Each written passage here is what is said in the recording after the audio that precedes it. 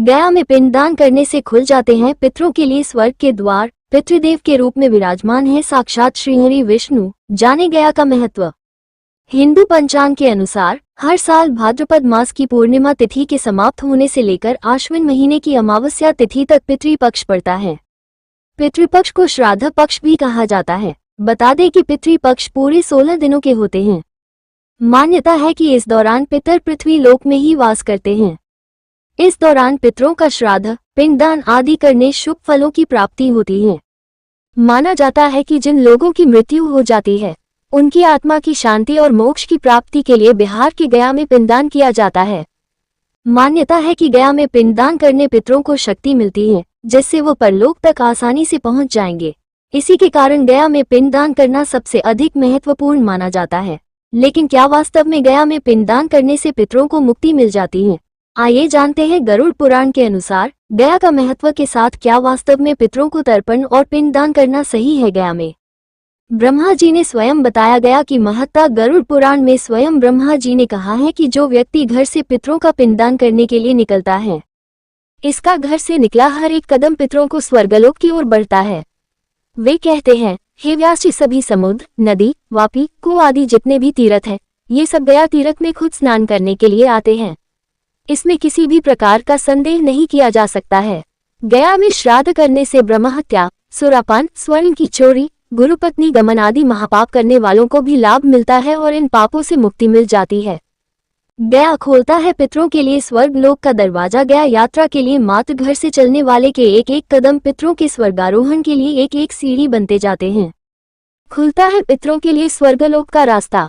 ब्रह्मा जी आगे कहते हैं, जिन जातकों की मृत्यु संस्कार रहित दशा में हो जाती है या फिर पशु या फिर किसी चोर द्वारा, सर्प द्वारा आदि मारे जाते हैं तो गया में पिंडदान करने से श्राद्ध कर्म के पुष्य से बंधन मुक्त होकर स्वर्ग चले जाते हैं। इस जगह पर पिंडदान करने से मनुष्यों को करोड़ों वर्षों तक किए गए पुण्य के बराबर फल की प्राप्ति होती है। गया तीर्थ में पूर्व, पश्चिम, दक्षिण और उत्तर में मुंड पृष्ठ नामक तीर्थ हैं, जिसका मान 2.5 कोश विस्तृत कहा गया है। गया क्षेत्र का परिमाण 5 कोश और गया शिर का परिणाम 1 कोश है। वहां पर पिंडदान करने से पितरों को जरूर तृप्ति हो जाती।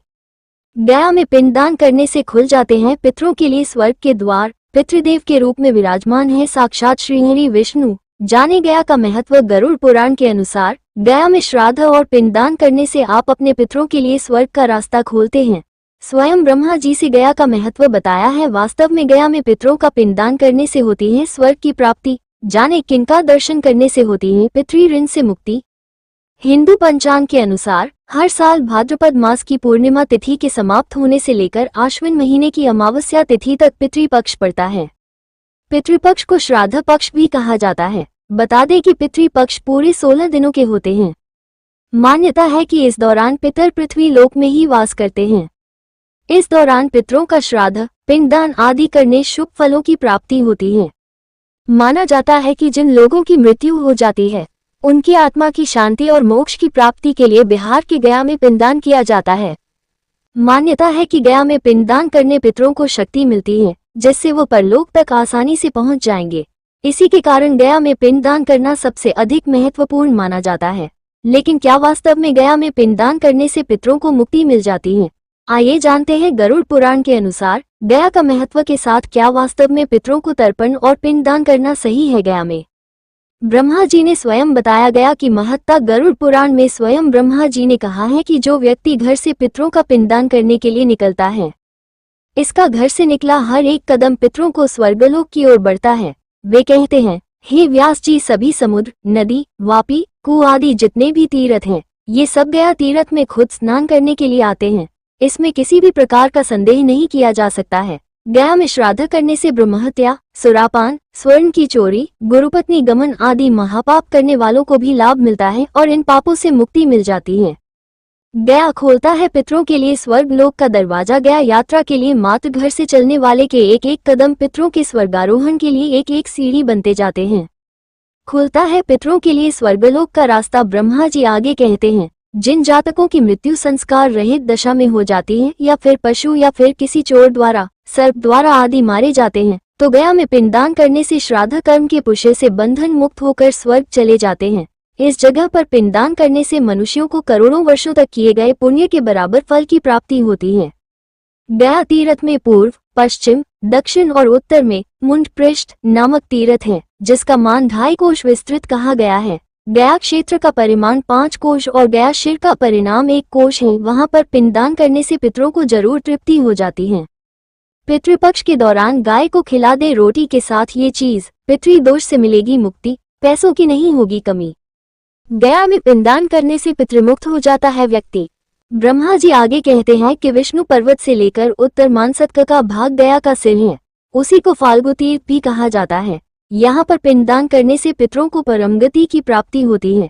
इसके साथ ही व्यक्ति को पितृ ऋण से मुक्ति मिल जाती है। गया क्षेत्र में भगवान विष्णु पितृ देवता के रूप विराजमान रहते हैं। पुंडरीकाक्ष उन भगवान जनार्दन का दर्शन करने पर मनुष्य अपने 3 ऋणों से मुक्त हो जाता है। गया तीर्थ में रथमार्ग और रुद्रपद आदि में कालेश्वर भगवान केदारनाथ का दर्शन करने से मनुष्य पितृ ऋण से विमुक्त हो जाता है। वहां पर पितामह ब्रह्मा का दर्शन करके वह पापमुक्त और प्रपितामह का दर्शन कर अनामिका की प्राप्ति करता है। इसी तरह गदाधर पुरुषोत्तम भगवान विष्णु को प्रयत्नपूर्वक प्रणाम करने से उसका पुनर्जन्म नहीं होता।